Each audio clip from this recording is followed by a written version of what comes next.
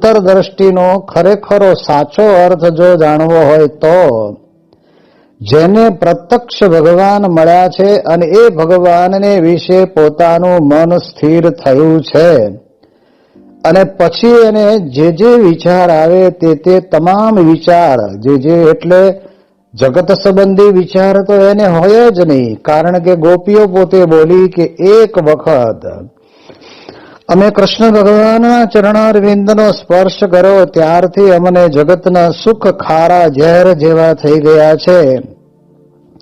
તો ભગવાનની મૂર્તિની અંદર કેટલી મીઠાશ હશે, તો જગતના નાશવંત સુખ તો ખારા થઈ ગયા.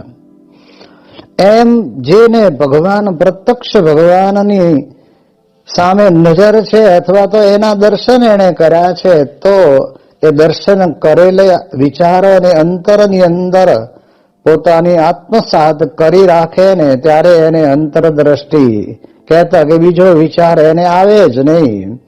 ભગવદ પરાયણ જ પોતાનો વિચાર એને અંતરની અંદર રહ્યા કરે.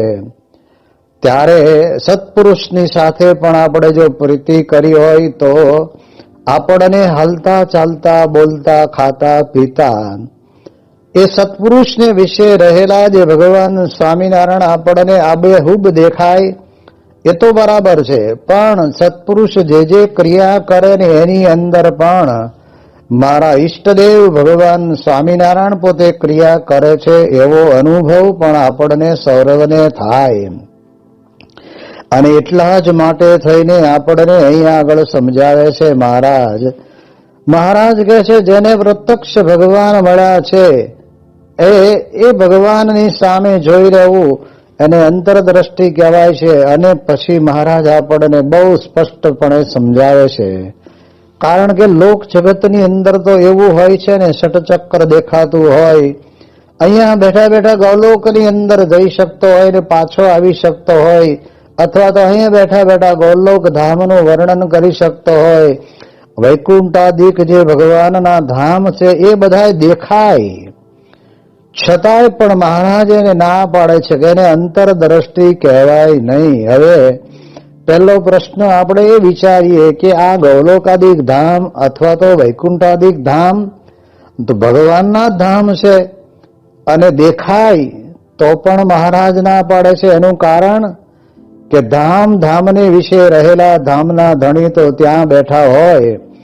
જ્યારે આપણે આ પૃથ્વી લોકને વિશે આપણે જ્યારે રહ્યા છીએ ત્યારે એ ધામના ધણી પુરુષોત્તમ નારાયણ સ્વયં પોતે આ પૃથ્વી ઉપર વિચરે છે.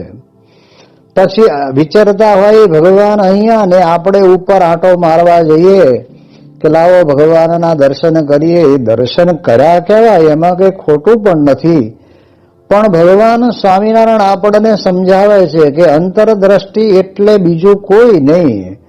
આવું કોઈ પણ ષટચક્ર દેખાતું હોય હવે જોવું બહુ અઘરું છે.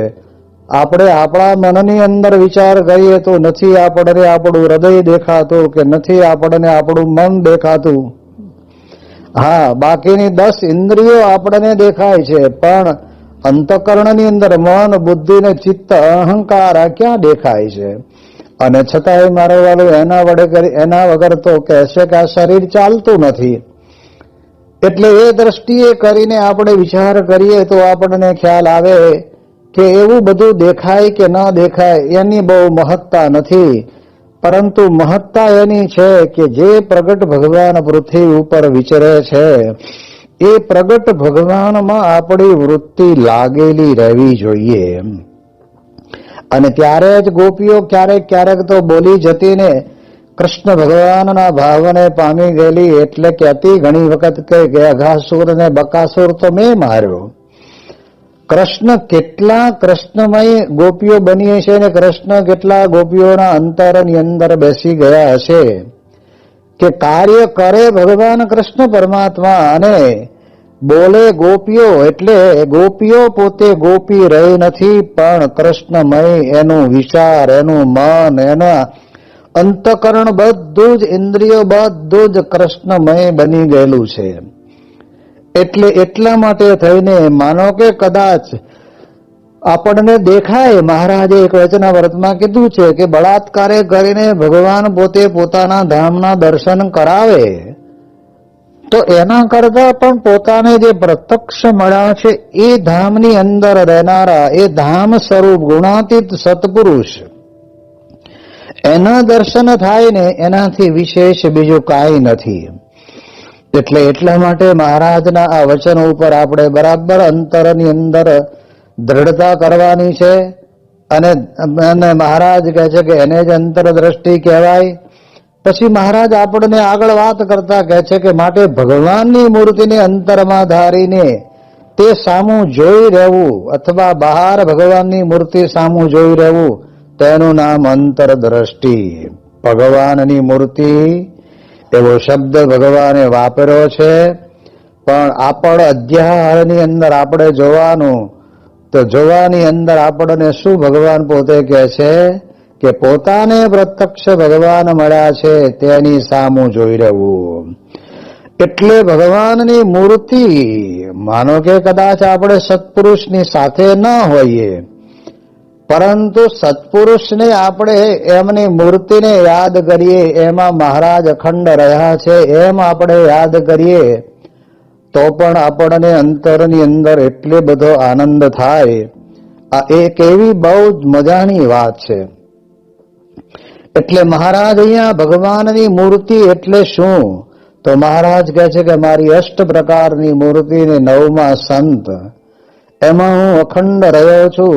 તો અખંડ રહ્યા છે એવા જે ભગવાન સ્વામિનારાયણ ભગવાનને આપણે પોતાના અંતરની અંદર અંતરદ્રષ્ટિ કરીને જોવાના છે. એટલે કે અંતરની અંદર ધારવાના.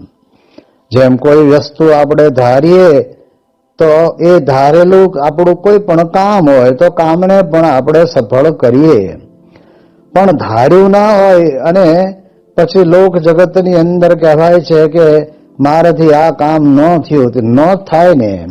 જેમ વિદ્યાર્થીઓ ભણે છે ત્યારે વિદ્યાર્થીઓને પણ મનની અંદર વિચાર કરવાનો કે મારે એને બરાબર એકાગ્ર થઈને ધારી લે.